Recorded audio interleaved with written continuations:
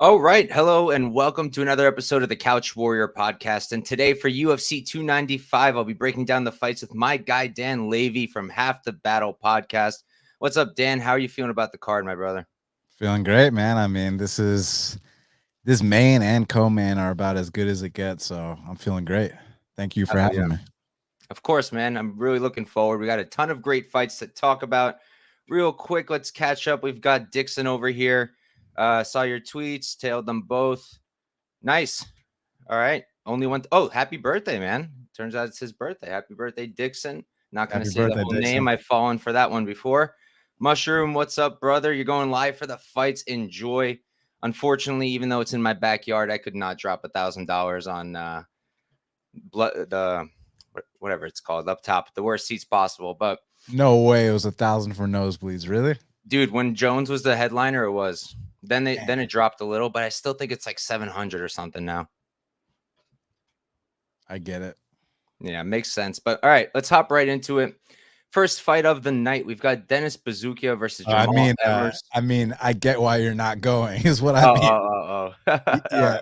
Yeah. I mean, dude, when I go and I sit in like the nosebleeds, I end up looking at the the monitor anyway. So like, why not just chill at home? But he's in row 17, so that's 700 like to 1,000 is unreasonable for bad seats, bro. Fuck that.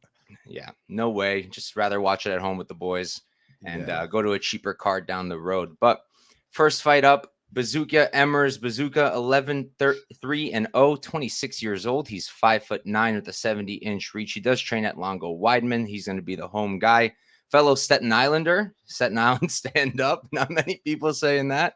Emers 19-7-0, 34. He's 8 years older, 1 inch taller at 5'10", and he's going to have a 4-inch reach advantage.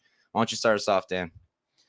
Yeah, I mean, this is an interesting matchup. The line's interesting as well. It's one of those things where Jamal Emers is like a talented flake. I mean, he's good everywhere, right? He's got physical abilities as well. He's been in the game a long time. Just sometimes doesn't always fight how you want him to fight. But when he's on his game, I mean, there's not that many weaknesses in his game. He's got good volume, good wrestling. Like he's solid. It's just sometimes doesn't show up all the time, right? And Bazooka still needs to prove himself, man. Comes out of a good camp, but hasn't proven much yet. Has proven toughness, because that last fight he took it like on real short notice. He took his ass whooping like a man. Now he's got a full camp, so I'm sure he'll look better here. It's just the price is what I have the issue with, man. Like, I don't trust Jamal Emers enough to lay at this price. So I think people that got in on Bazooka plus 260, plus 250, hey, y'all did your job, because now it's plus 215-ish. So, so yeah, it's a pass for me. Yeah, makes a lot of sense. I was going to pass until the line dropped. For me, it's like, Bazooka's just, I don't know if he's UFC caliber, to be completely honest. I don't know if he's quite there. The Melsik Baghdasaryan fight on the Contender Series, his first one, that was all right. He did what he could. He was trying to grapple. That's what he needed to do. Didn't work out for him. Melsik's a pretty good fighter. Then I think it was Kyle Romero was the other Contender Series fight, this Team Alpha Male guy. He did his job, defended the takedowns, but it was boring, and Dana didn't even give him a contract. Then he made the short notice debut against Woodson. I somehow got Woodson as an underdog there. I don't know if it was the hype behind Dennis or what it was, but ended up working out for me. And I have a really hard time seeing how he wins this without Emers just really fumbling the bag. And like, the fight IQ is bad, but like, what can he really do here to mess this up? In my mind, he's got to just not throw anything at all, just not do anything, and then I can see Bazooka get it. But like, his wrestling's better. I think his striking is better. He's a longer, rangier guy.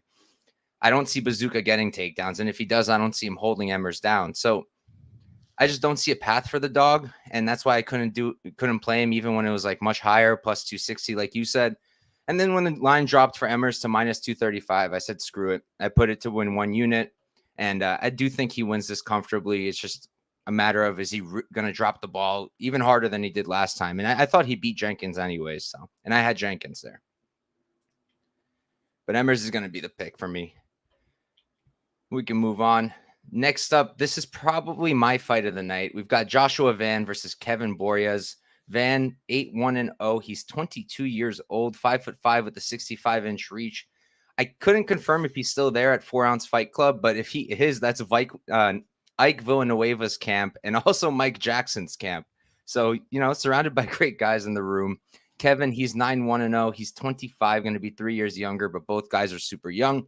5'5" as well, with a 3-inch reach advantage at 68 inches, and he trains under the Pitbull brothers. Good gym to be at. I'll start us off here. I saw so much Van love going into my tape, and I put the noise aside, and I like Borjas here quite a bit. I like him quite a bit. I think we're getting a striking matchup here, and I do think Van should be the slight favorite, just because if someone's going to grapple, it'll probably be Van, and if someone's going to have success on the ground, it'll probably be Van. And I also really like his counters, his pressure. He's got good output. Both of them do. He's got fast hands, and Borjas is very hittable. So I could see him catching him a few times, hurting him. But I think the line is way too wide. I would have lined this much, much closer, maybe like minus 150-ish for Van. Borjas, he's nasty, man. He's got really nice body shots, which for me is huge. Like the body shots he was landing on the Contender Series were so sick. Mixes it up really well. Really good output, like I mentioned, for both guys. And like the grappling isn't great, takedown defense isn't great, but he was fighting a guy who was a high-level jiu-jitsu practitioner, and he defended. And not only did he defend, he was able to get back up. He wasn't easy to control. And Van is no BJJ stud. He's got a decent ground game, but I have a hard time seeing him hold Kevin down. So I think Kevin's going to lay it on him.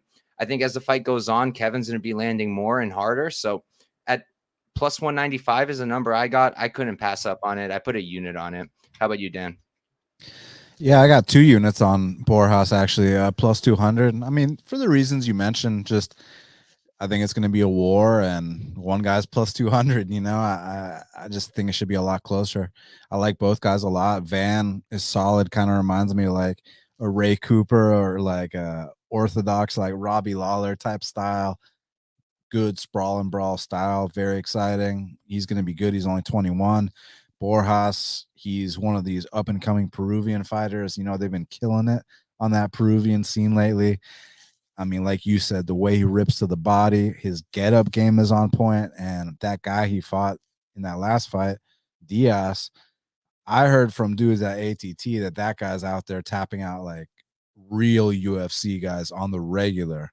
So for Borjas to survive that fight and put it on him after having to wrestle, it's pretty impressive. So yeah, I took the plus 200 shot on him here. Sweet. Yeah, he trains with like Pantoja and all of them, right? I remember that leading up into the Contender Series fight. Yep. All right. Glad we're on the same side on the underdog. Looking forward to that one. Moving on, though, we've got Kyung Ho Kang versus John Castaneda. Kang, he's going to be 19-9-0, 36 years old. He's 5'9" with a 73-inch reach. Castaneda, 26-0, 31. He's going to be 5 years younger, 3 inches shorter, and giving up 2 inches in reach. Why don't you start us off, Dan? Yeah, I'll be honest, man. I've never been that high on Castaneda. He's a guy that I fade often. Faded him against Daniel Santos. Plus 175, faded him against Gafarov. And I'm considering fading him here too, man. Kyung Ho Kang's a veteran. He's been around the block. He's good everywhere. It's just the reason I have a little hesitancy is because it's going to be a split decision. So the way I lose is I'm going to be really fucking pissed off when I lose a split decision here. So that's what's giving me a little hesitancy. But at the same time, a split decision at plus 125, I mean, I should probably take it. So I got Kang here.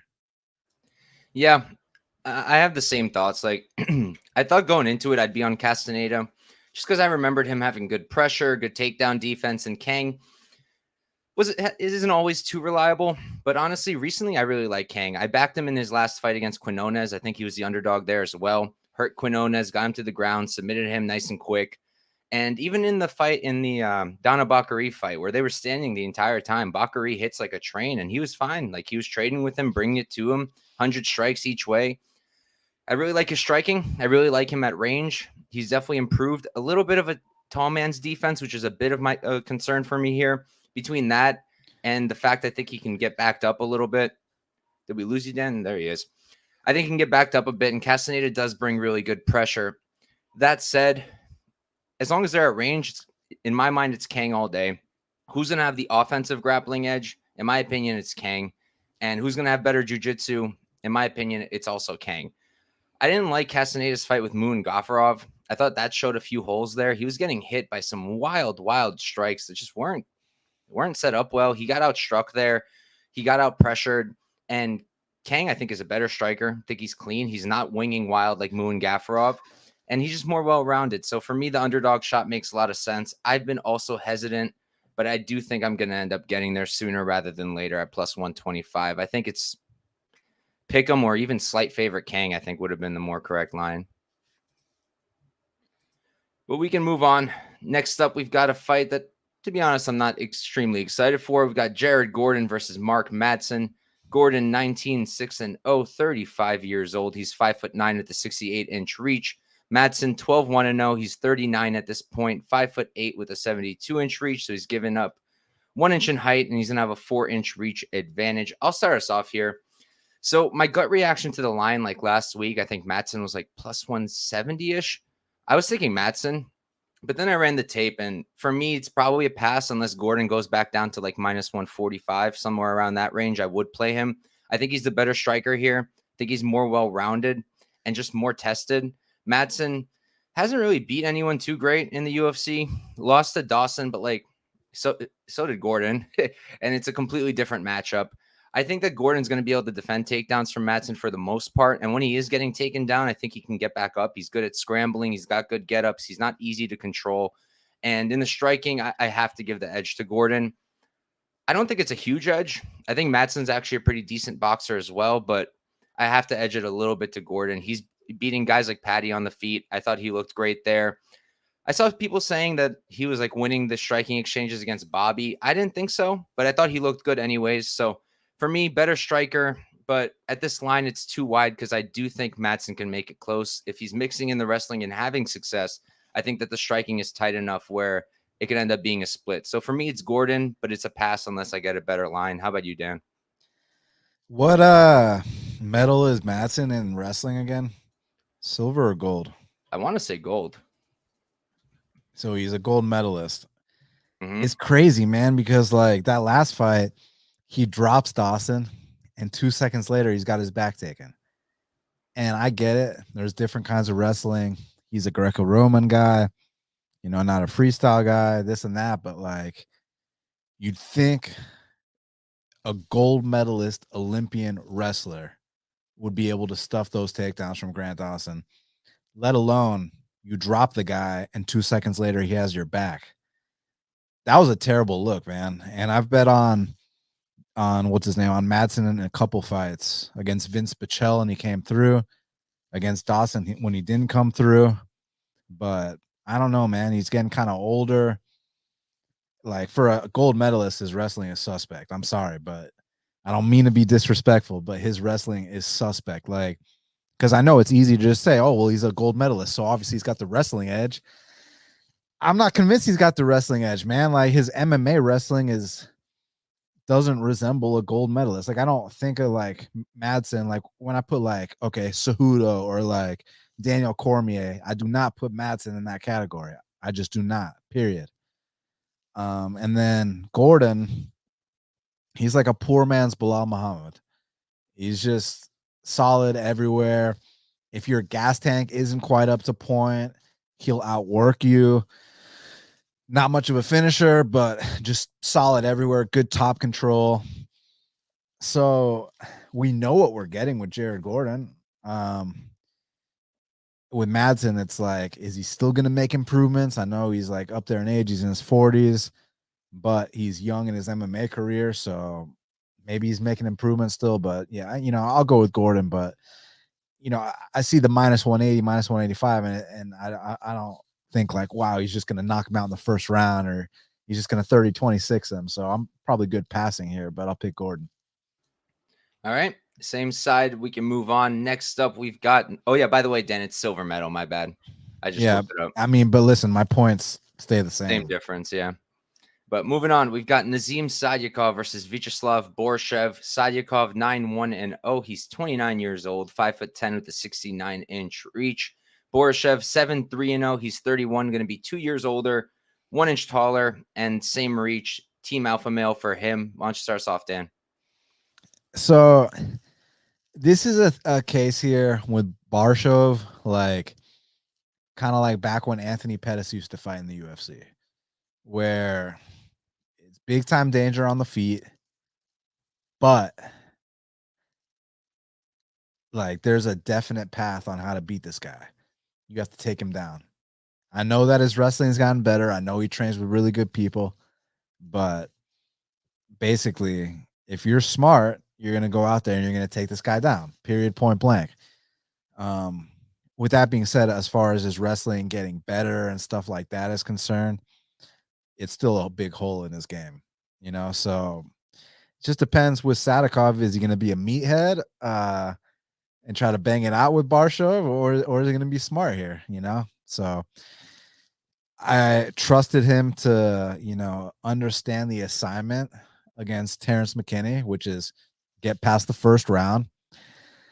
But he was he an underdog there, or was he around like -150 there? I don't remember what I bet on him. I think it was like -150. He's a dog. Was he a dog? I don't know. I think it was like -150. He was a favorite. You're right. -160 closer. So I bet on him like -150 there. He understood the assignment, get me past round one. It's a question of, does he understand the assignment here, which is take this motherfucker down? And if he does, I think he wins the decision. Yeah. For me, like I played Sadykhov. I got a -135. I felt like that was a good price to win 1 unit.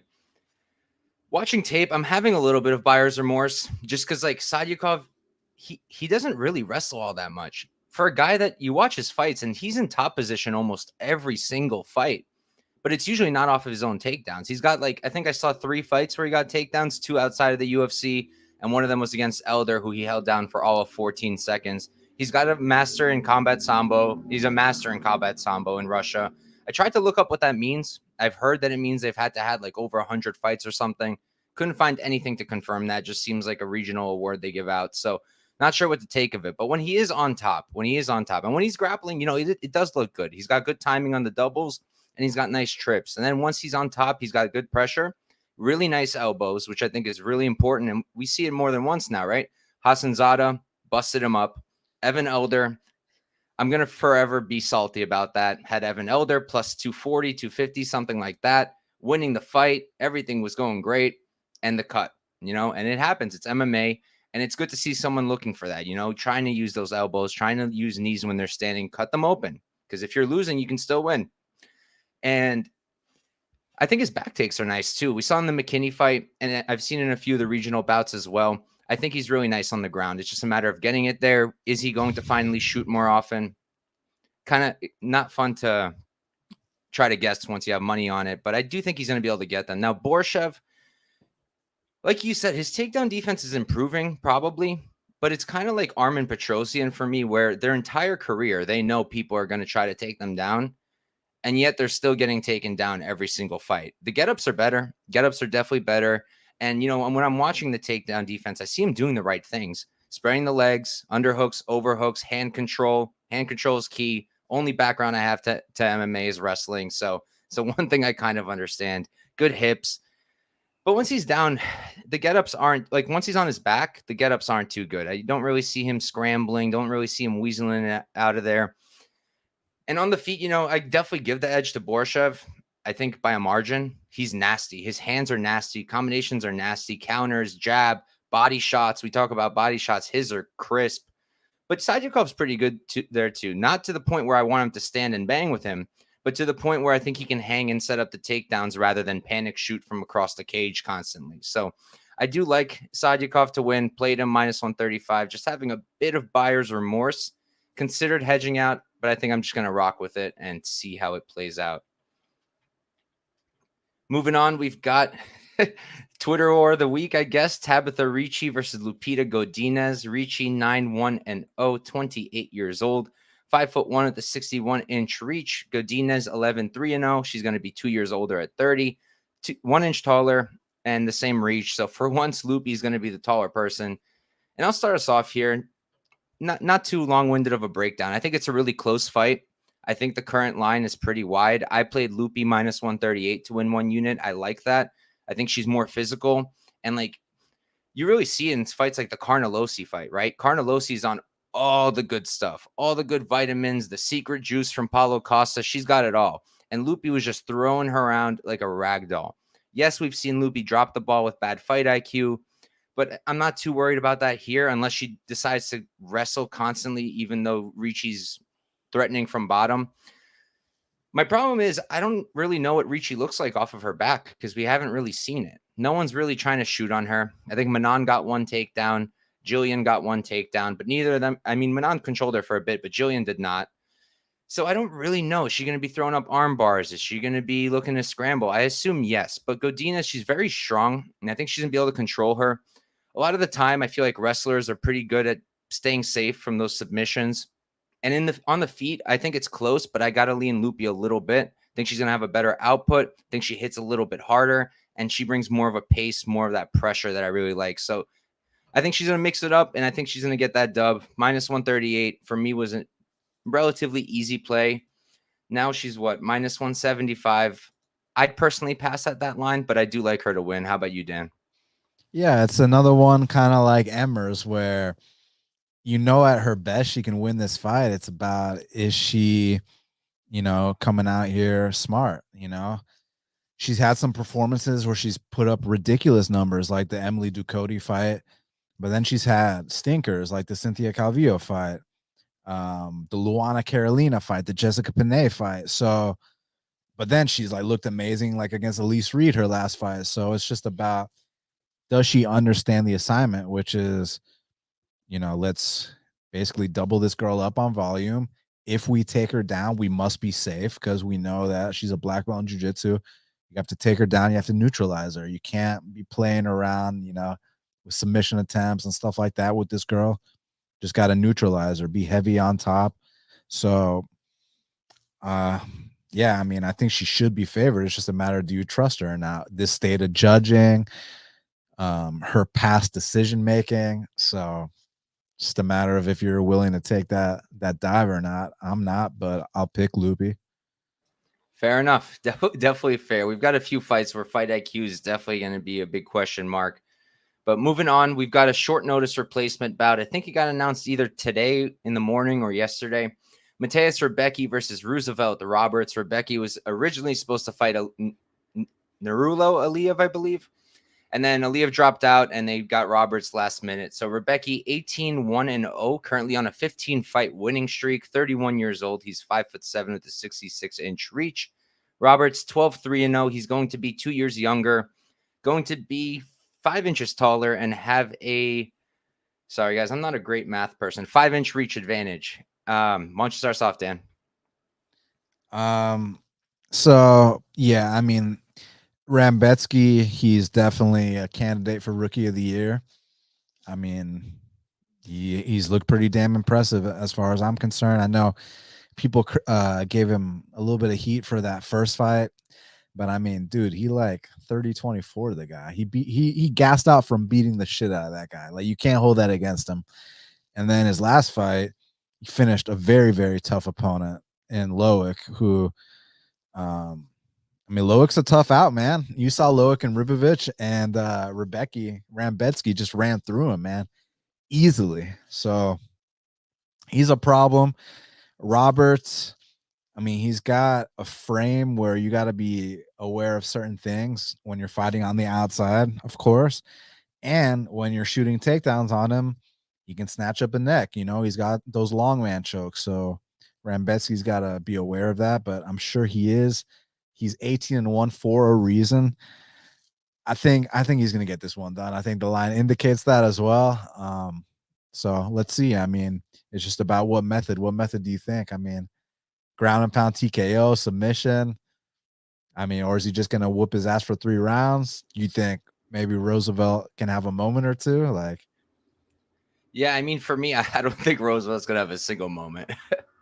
Like, I have a hard time seeing anything. I've faded this guy constantly. I always thought he was like not good at all. I want to say bum, but I try not to say it. It's a mean word, but I kind of think he's a bum. I cashed Kevin Kroom against him, first of all. Kevin Kroom. Believe it was a guillotine, if I'm not mistaken, something like that. I think he was like plus 300 is what I got. Cash Miller against him, and I cashed Bahamondes against him as well. I really don't think highly of him. He's an okay striker, decent wrestling, decent grappling. He's a good regional fighter, in my opinion. But Rebecky, I think he's like a legit UFC caliber, top 15, if not higher guy.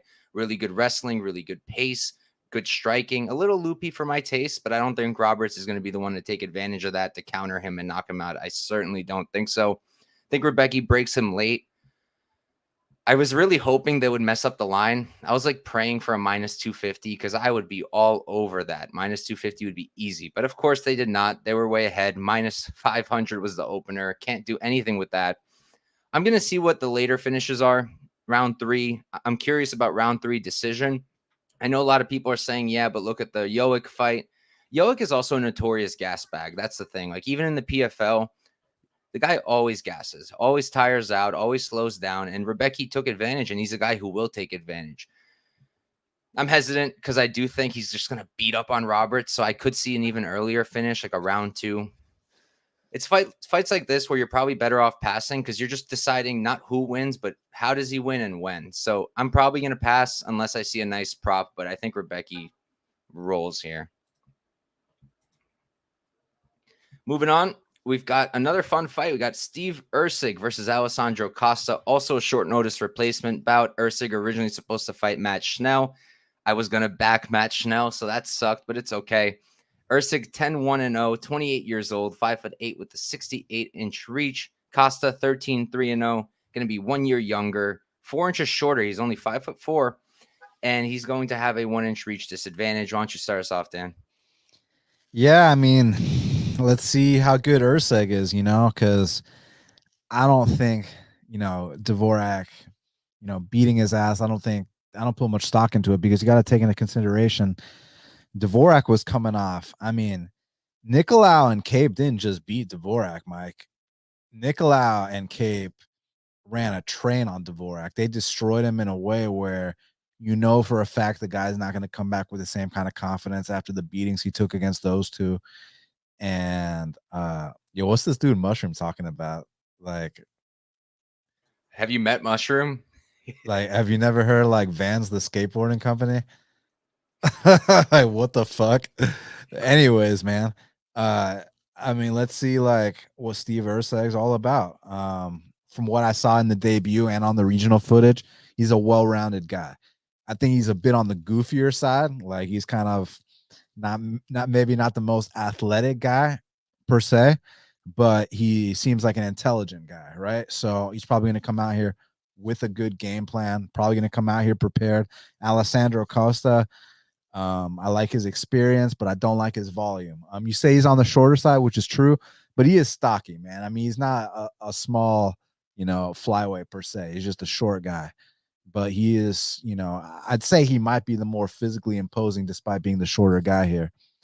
But Erceg should be the smarter guy here. I think if you got in on that minus 125, okay, you did your job. But now it's like minus 190. We're talking about a different game. So at these odds, I think it's dog or pass, but I'll still pick Erceg to win the fight. Yeah, I agree. I'm on Erceg. I got a minus 138, which I thought was a good price. Snag that to win 1 unit. At minus 190, for me, it's also dog or pass because I think it's a close fight. I think it's a good fight. I do give Erceg the edge, but first off, he looks like the kind of kid who would remind the teacher that there was homework. That's the kind of vibe he gives me, like Sanhagen when he pulls up in his little polo to the face-offs. And he definitely not physically dominant looking. Definitely not. Costa definitely looks more ripped, little mini fridge of a man. And he trains with Diego Lopes, got good jiu-jitsu, so he's got that going for him. Erceg also has really good grappling, so I think the ground game is going to be really interesting. See who has more success there. Costa, he's got really good takedown defense, but not against really anybody notable other than Albazi. He did defend 3 or 4 takedowns against Albazi, ultimately got knocked out. But I don't think Erceg's the biggest power puncher in the world. He hits pretty hard, but I don't really see him getting a knockout. I think we're going to a decision at a pretty high clip. Actually, not sure what the total is. That would be interesting. Over 2.5, sitting at -146. Fight goes -115. That kind of has my interest because I really don't see a finish here. I don't think either guy knocks the other out. And then if anyone gets a sub, I guess I'd lean Costa, but I think Erceg's going to stay safe. I like Erceg's wrestling. I like his striking. I think he's going to throw more than a guy like Costa. I trust him more than a guy like Costa. And I think he's going to grind out that decision. But again, I wouldn't touch him at -190. He's still unproven. And it's just a lot of hype from that Dvorak win. And I rate Dvorak okay, but I don't think he should have ever really been ranked. I don't think he's like a top caliber UFC guy. So it's a good win on your short notice debut as well. Got to give him credit, but I think the line's a little bit inflated because of that. Erceg lost to Dennis Bonder in 2019. Yeah, but when was Bonder's last fight? Against Carlos Hernandez, where he got slam KO'd. Yeah, I will always argue that Bonder is not that bad, but it's kind of getting hard to argue that point. I mean, he's not that good either, What's good, Lou? It is almost Parsons fight week. Don't remind Uncle Wheezy. But all right, moving on from this one, we've got. Why not remind Uncle Wheezy? He hates Parsons. Hates Parsons. Why? He's exciting. I believe it's from the Contender Series from the Renfro fight. Oh, right. Yeah, that was a controversial decision. Yeah, and don't quote me, but though. I think Wheezy had Renfro there. Pretty sure. That was a hell of a fight, though. It was. I really expected more from Renfro. But moving on, we've got Pat Sabatini versus Diego Lopes. Sabatini 18-4-0, 33. He's 5'8" with the 70-inch reach. I'm not positive where he trains anymore. The only thing I like to mention is I don't think that Renzo Gracie Philly is a gym anymore. I was told this what's up? They're not? I don't think so. I got told this a while ago. I don't even remember whose fight it was. Might have been Brady, like his last one, but I'm pretty sure that gym doesn't exist. Instagram seems to suggest that because you don't see anything there from any of the guys. Not from him, not from Brady, not from the Dawkins guys. So it doesn't seem like that gym exists anymore. But moving on, Lopes, 22-6-0, 28. He's 5 years younger, 5'11". He's going to be 3 inches taller and have a 2-inch reach advantage. He does train with, we were just talking about him, Alessandro Costa. I'll start us off here. So my gut reaction to the fight pre-tape was Sabatini, just because I can't get the Brito fight out of my head. The Brito-Lopes Contender Series bout, where Brito just stayed safe. That's all he had to do. Take him down, survive the guard, don't get submitted, and grind him out. Ultimately, the fight got stopped early. It was a technical decision, but Brito won that fight, and that's how he did it. And just thinking off my memory pre-tape, Sabatini, stocky guy, really good wrestler, and good jiu-jitsu of his own to the point where I think he should stay safe, right? But then I run the tape, and it's just, who do I trust more to have my money on? And it's Lopes, because he's the guy who's going to do stuff nonstop. On the feet, do I think he's an amazing striker? I don't really rate his striking too much, but I think he's going to be better than Sabatini. And if not better technically, definitely more dangerous. Definitely, if someone's going to get a finish standing up top, I think it's going to be Lopes. And do I expect Lopes to shoot? Absolutely not. But I am confident we're still going to hit the ground because I do think Sabatini shoots. And then again, I don't think necessarily Lopes will sub him, but he could. He could. We've seen Sabatini subbed. We've seen him in bad positions. I don't know if it was counted a sub, the Gonzalez fight. Don't even remember how that ended. But we saw what happened there with the armbar. I could see Lopes doing something similar. For me, plus 122, I put a unit on Lopes, just a more dangerous guy. It's just the concern of him getting grounded out. It's a possibility. The Nate Richardson fight, not a great look either. I thought he edged that one out, but it was close, and it shouldn't be against Nate Richardson. So I do like Lopes, but I've got a few concerns. How about you, Dan? Man, Lopes no-gi jiu-jitsu is insane, man. Like, that fight he had with Evloev, I mean, I know some people might think it was like overhyped, but I thought that was a great fight. Honestly, what I took away most from it was how good Evloev is. Evloev is amazing, man. Like, I can't wait to see him fight again. But man, Diego Lopes, his no-gi jiu-jitsu is insane. The issue is, like you said, man, if he can't get shit going, whether it's subs, whether it's sweeps, he's gonna get grinded out. And Sabatini is that kind of guy that hopefully, he's gonna play safe on guard. And not to mention, this guy's a black belt too. So let's not sit here and act like this is some novice. This is a black belt as well. And I think he might have a wrestling background as well. So yeah, I mean, I kind of do lean towards Sabatini.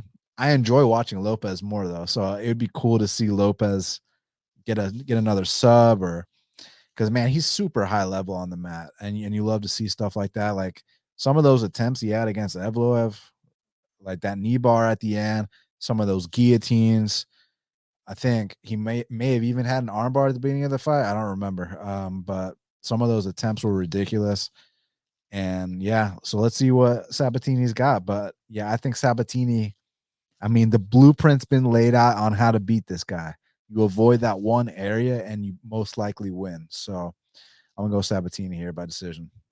All right. I think that's our first split, but makes sense to me. I want to see what the total is real quick. You don't really play totals, right, Dan? You're a money line guy. What, you mean like over unders? Mm-hmm. I mean, I'm down. I don't have anything against it. Gotcha. But yeah, I'm looking at it now. Over 2.5 plus 120. It's just a matter of who you think wins, right? I feel like if Sabatini wins, probably decision. If Lopes wins, it's probably inside the distance. It's hard to win a fight off your back, even though you could. It's happened. The thing is, he could catch a sub in any round. It could be the first, it could be the third, or he could die trying, So it's like a Paul Craig type situation at featherweight almost. Paul Craig, we're gonna have him next week. That's true. Yeah, it's literally a Paul Craig situation. Dude, I really want Allen to win, but that's gonna be a fun fight. All right, back to this card though. Moving on. Another competitor for fight of the night. We got Matt Frevola versus Benoit Saint-Denis. Frevola 11-3-1. He's going to be 33 years old, 5'9" at the 71-inch reach. Another guy out of the Serra-Longo team. Saint-Denis 12-1-0, 27. He's going to be 6 years younger, 2 inches taller, and have a 2-inch reach advantage. Why don't you start us off, Dan? Yeah. So Saint-Denis, I faded him in his debut against Zaleski, and then I've been wrong about him ever since. Like, I know his toughness is undeniable. Like, look at the Zaleski fight. But I keep thinking, like, one of these guys is going to expose him because I feel like the striking defense isn't quite there. I think that there might be a bit of sloppiness in his game too. But at the same time, you got to respect his physicality. The guy is insanely physical. He's got ridiculous heart. He's willing to go to war. I mean, they call him the God of War, but he's fighting a guy now in Frevola who is seasoned, is experienced, has been through the ups and downs, and has beat some real guys, has lost to some real guys. I mean, this guy beat Haush Manfio, the PFL champ, beat Jalen Turner in Atlanta, knocked out Drew Dober, which, I mean, if you told me like before the fight happened that Dober and Frevola stood and banged until one man fell, who do you think knocked who out? I would have been like, oh, Dober extended the record for most knockouts in lightweight history, right? And this dude knocked out Dober, so that's pretty fucking impressive. Yeah, so at most I see it being more competitive than plus 190. So I think it's a dog or pass situation. I'm going for Vola. Yes, sir. Me as well. I had to rip the underdog. The second I did the tape, I mean, my gut also pre-tape was for Vola. Post-tape, more than happy to play him. Between him and Bilal, that last card out, what was it? It was 288. They made me some good money. 2 underdogs, went hard with both of them, paid off. Two trustworthy underdogs. That was my best night of the year. Bilal and Zhao Nan. Oh, nice. You underdogs. hit Shanann too. I think I even did your show for that. You know, it's possible. It was me and James You on got your good show memory. together. Because I remember I did everyone's show that week because it was Bilal and Janan Dog Money week. Fight week. So Frivola goes out there and knocks out Dober, which was crazy. So it's just a matter of like, is Benoit Saint-Denis him or not? Because people are acting like, hey, France, you have a Habib. You know what I'm saying? Like, that's how people are acting right now. So, like, if he gets past a guy like Frivola, I mean, you know, it's only going to be super stiff competition from here on out. Like, Moises is a tough out too. Frivola is a tough out, but I'm saying you beat guys like that, then all of a sudden you're in the conversation like, you know, an Armin Sarukian, a Gamrot, a Fiziev. You're going to be in there with the big dogs. So Frivola is that last kind of, I say gatekeeper, but he's on his way up too. You know what I mean? He's a guy that, like I said at the beginning of my breakdown, has had his ups and downs. So now to be at the point he's at, knocking out a guy like Dober, now he's got a ranking. So this is fantastic matchmaking, bro. Yeah, it's a great fight. Definitely going to be violence. And for me, it came down to really one thing, and it's we're going to have a brawl. And who in my mind is a better striker, Frivola, and who's really not defensively sound? Saint-Denis. His striking defense is awful. It's awful. He's really hittable. And even his offense, I'm not extremely impressed. It's primarily that body kick that he uses over and over and over again. And he's got a little bit of hands. But in my opinion, if we're on the feet, I really favor Frivola. I know people have concerns with his chin, but at this point, I mean, Drew Dober, Otman as Zaitar. I know now we're throwing Zaitar out the window, but at that time, he was a huge power puncher, and I believe it was a close line. Look, let's leave it at this.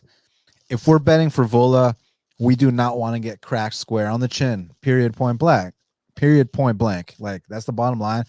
And we don't want to get grinded out either. Like, we understand that. But, I mean, there's also a chance that Frivola can knock Benoit out. There's also a chance that, you know, deep into the fight, maybe Frivola can out hustle Benoit, you know? Because, I mean, like, Frivola was in there with a guy like Sarukian. And when you look at the stats of that fight, let me pull it up real quick. So it says Frivola got taken down 10 times. I think. You know what that means, right? That means he got up a lot. That means he got up 9 times. So where do you actually rate Benoit's top control? That's the big question here. That's what this fight's going to let us know. We know he can get past a Thiago Moises. Okay, you did a great job there. Can you get past a guy like Frivola? So this is that next step up.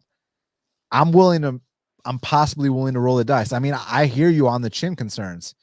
Like, I do think people have a reasonable concern with the chin concerns because A, we've seen Frivola knocked out more than once, and B, we've seen Frivola dropped more than once. So I think it's a legitimate concern to bring up the chin stuff. But we've also seen Saint-Denis. I mean, you can argue Zaleski finished him, and then there was that other fight he had on the regionals that got turned to a no contest where he got hurt really bad in that fight too. So, you know, neither guy is impervious to damage. Yeah. And like also with the Frivola fight, a lot of people, I mean, the Frivola side, a lot of people are pointing at the McKinney fight, right? The way McKinney knocked him out. First off, I cashed there. That was fun. Next, McKinney, first off, he's very strong.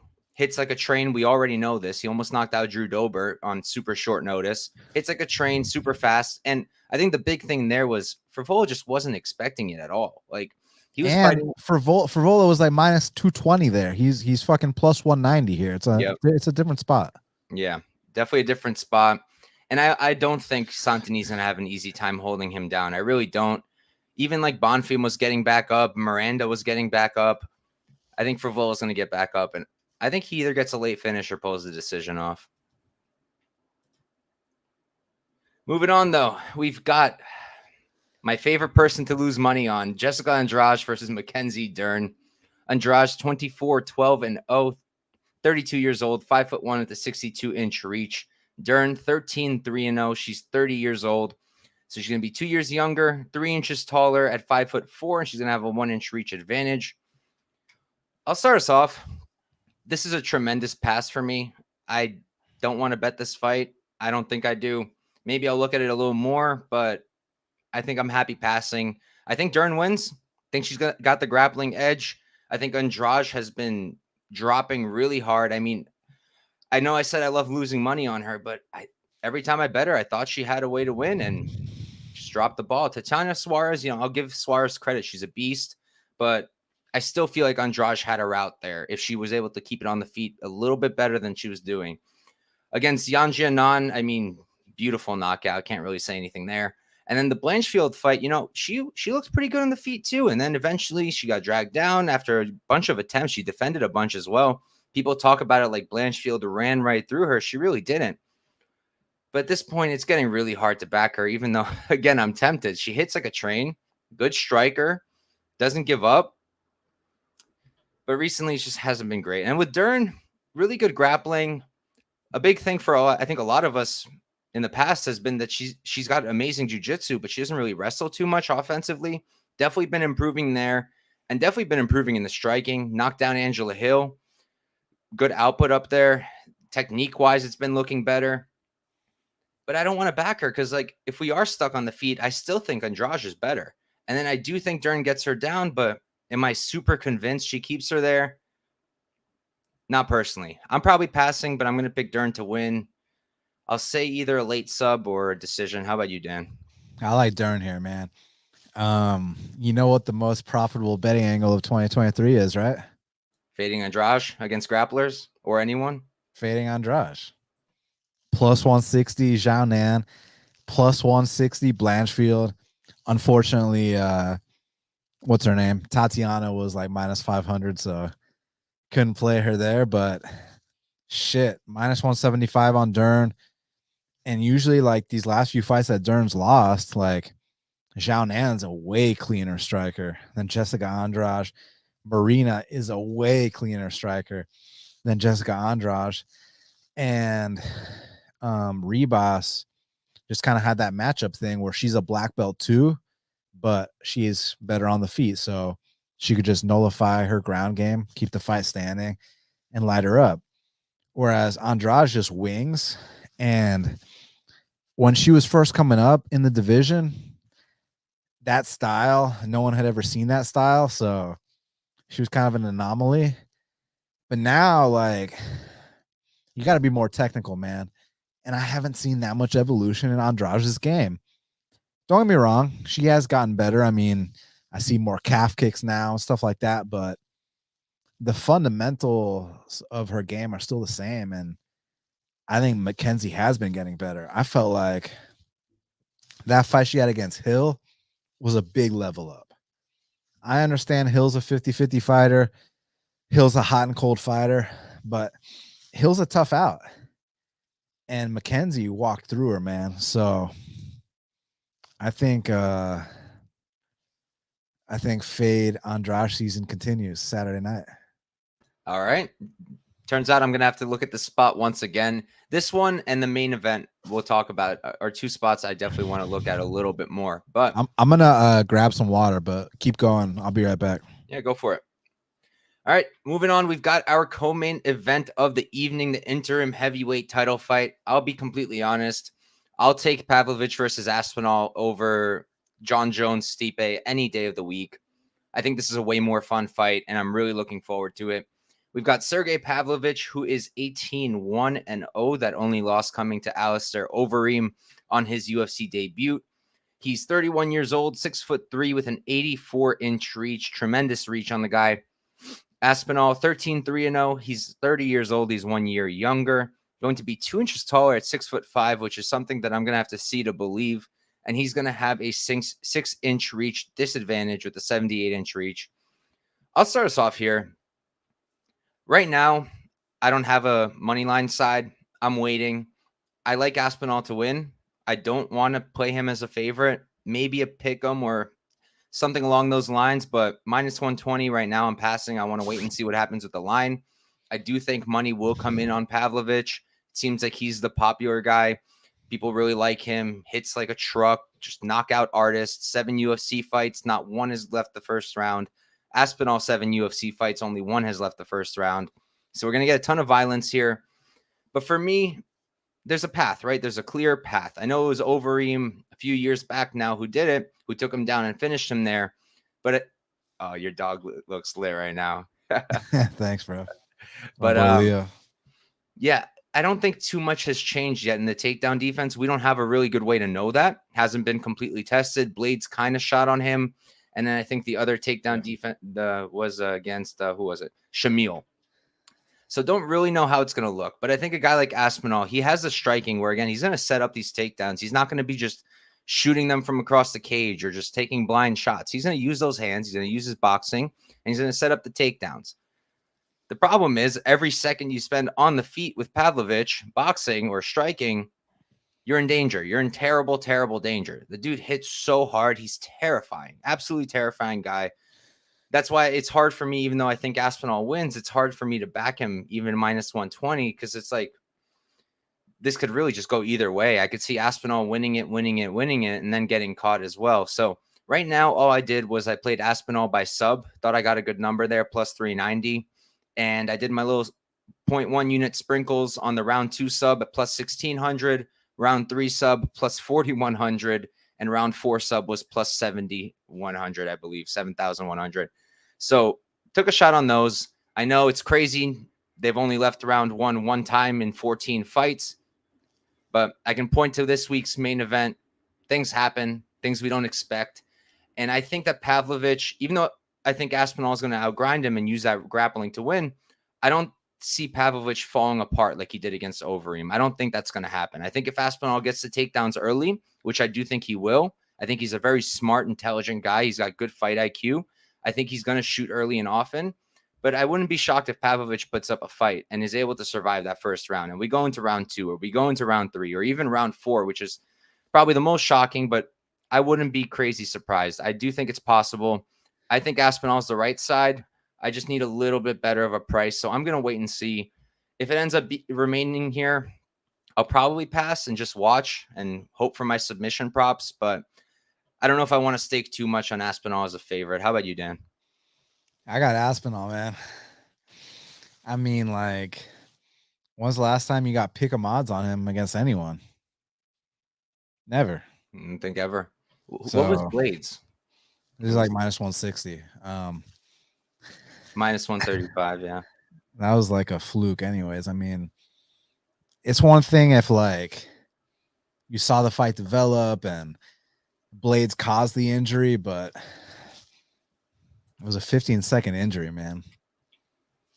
So he came back and he looked amazing against Tybura. I think he's well-rounded. Pavlovich is scary, but what does he look like in round 2? What does he look like when there's wrestling involved? Aspinall can strike too. So I mean, I just like Aspinall here, man. I mean, I think that he can beat him anywhere, whereas there's only one threat here from Sergey. It's a big threat. Don't get me wrong, but it's only one threat. So give me Aspinall. Have you made the move yet, Dan, or are you waiting to? Minus 115 to win 2 units. Nice. Yeah, I'm going to wait and feel out the line, but I definitely do want to make a move. It's just that KO threat, but we haven't seen him knocked out with Aspinall. So, again, that Blades thing was definitely, in my opinion, a fluke. I mean, you know how Aspinall's lost fights, right? He's only lost that one, no? Injury, DQ, and like heel hook. Was that back in the day? Yeah. Do you think Pavlovich can get a round 3 heel hook, Dan? Whereas, I mean, people will write it off because it's a debut. But what happened when this guy was on the mat? He got bopped. I mean, he quit. He turned over. He said no mas. Not saying that's going to happen again, but just saying, why write that off? Because it was a debut. What do you think about the whole Aspinall's on short notice, but Pavlovich has been preparing thing? I mean, whatever. I mean, I've seen plenty of people win fights on short notice, man. I mean, I don't know. Doesn't matter to you? I mean, if he comes in like and looks 6 months pregnant, then I'll be worried. Whatever, you know. Yeah, not like cardio is probably going to matter that much in this fight. It's just like I'll bet him at pick'em versus any man on planet Earth type thing. How about Jones? Yes. Really? At pick'em? Bro, listen to me. John Jones is a legend. I get it. But like John Jones, like when you zoom out, his fights are getting closer and closer and closer. He ran through Cyril Gane real quick, but you didn't get to see that fight play out. And we know there's a massive hole in Gane's ground game. Aspinall's a black belt in jiu-jitsu, man. Look at that Volkov fight. He can wrestle too. So I had Volkov there, man. He steamrolled him. So I take back what I said as far as when are you going to get a price like this on Aspinall again, because you just reminded me. I think I got dog odds against Volkov. I saw minus 125, but that was a closer. I think I got like plus 110 against Volkov or something. That's insane. Like that. So I'm wrong about that. But what I'm not wrong about is you give me like this ballpark, minus 115, minus 125 against any man on planet Earth. And I'm rolling the dice. That's how good I think this kid can be. Yes, there's questions. He's never been in round 3. Sergey's never been in round 3 in the UFC either. Not even round 2. Sergey's never been in round 2. So the thing about, well, you know, shit maybe got sketchy in the Arlovsky fight. Did it though? He beat the shit out of Arlovsky, man. Maybe if you want to say he gassed out, maybe he gassed out from that 50 punch combination that he threw on Arlovsky. Okay. But to me, he's standing TKO'd and submitted Arlovsky in the same fight. So if that's the one sketchy moment we can point to, like I said, I don't count the Blades fight. The Blades fight. No reason to. So I want people to understand what I'm saying here, because not all injury TKOs are the same. If you check a kick and the guy breaks his foot, you cause that injury, right? Whereas Blades did not cause this injury, man. Like Aspinall said that his doctors told him this injury was going to happen regardless, whether it was playing basketball like Hill's injury or whether it was in a fight like against Curtis Blades.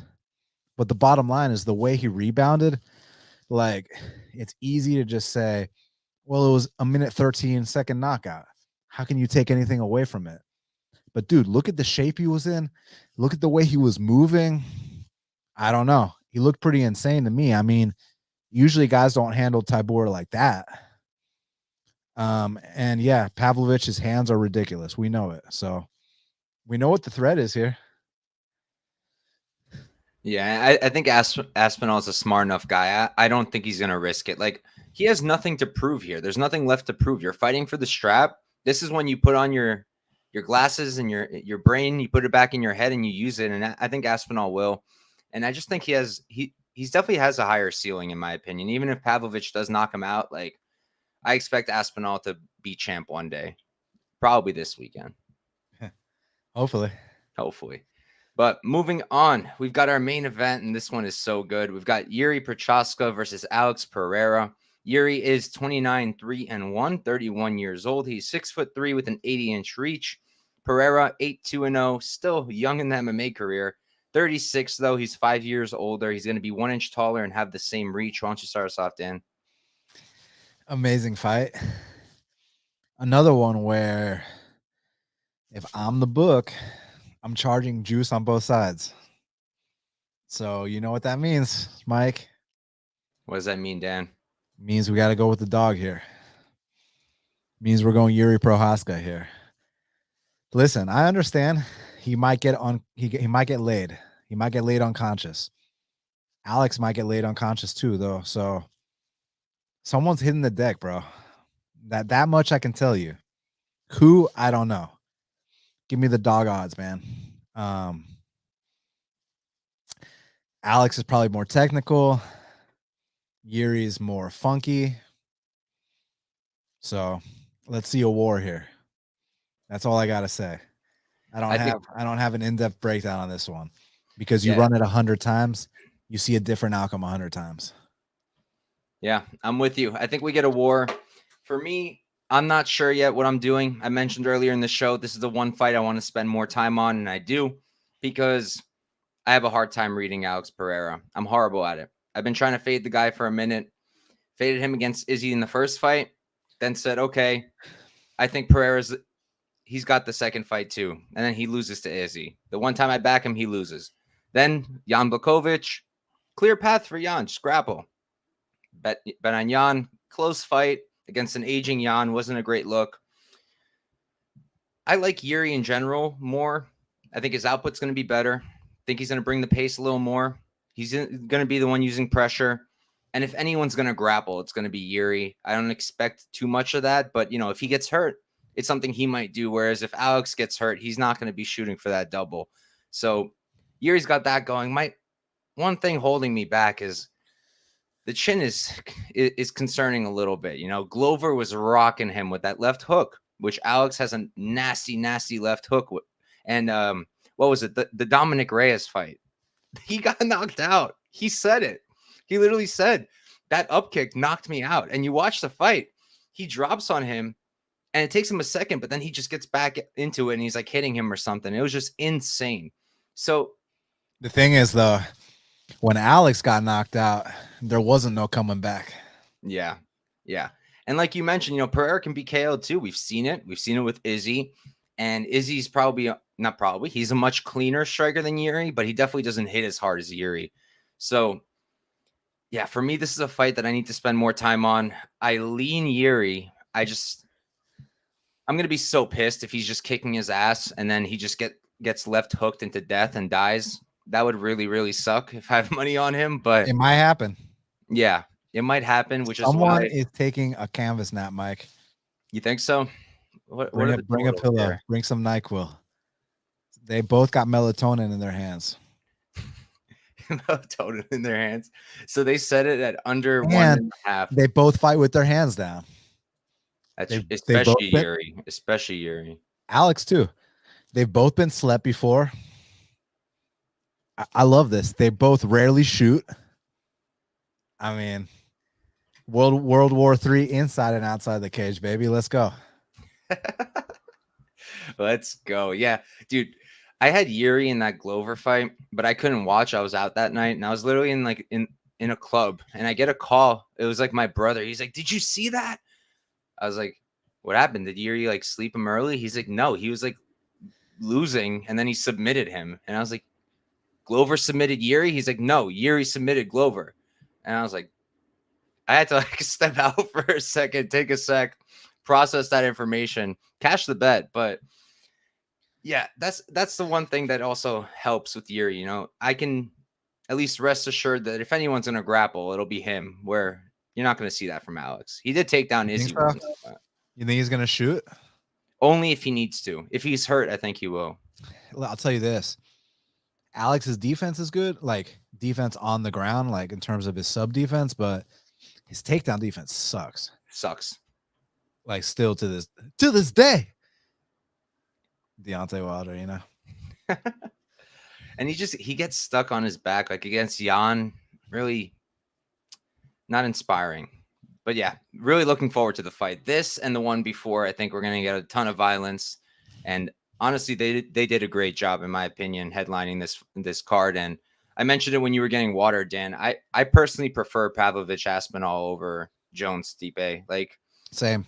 I really don't need to see that. I said that on Twitter, and they're like, he's a goddamn bootlicker. Why do we want to watch Jones beat up on an ancient Stipe who can't even speak English anymore? What's the fun in that? This is a fun fight. This is the future of the heavyweight division. Hell yeah. Right before our eyes.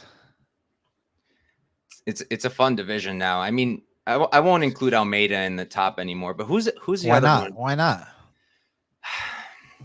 Do you It's not even consider Corey Sandhagen in the top of bantamweight. Mm-hmm. Yeah, I do. They both just did the exact same thing. Fair enough, but it's not. Honestly, it's not the Lewis fight so much for Here's me. the difference. Almeida had a 30-pound weight disadvantage. That's fair, but that's also why I don't like him here. Font and Lewis both took it on short notice. Like, look, bro, I never want to watch either fight ever again. But they were both 50-44. Yeah.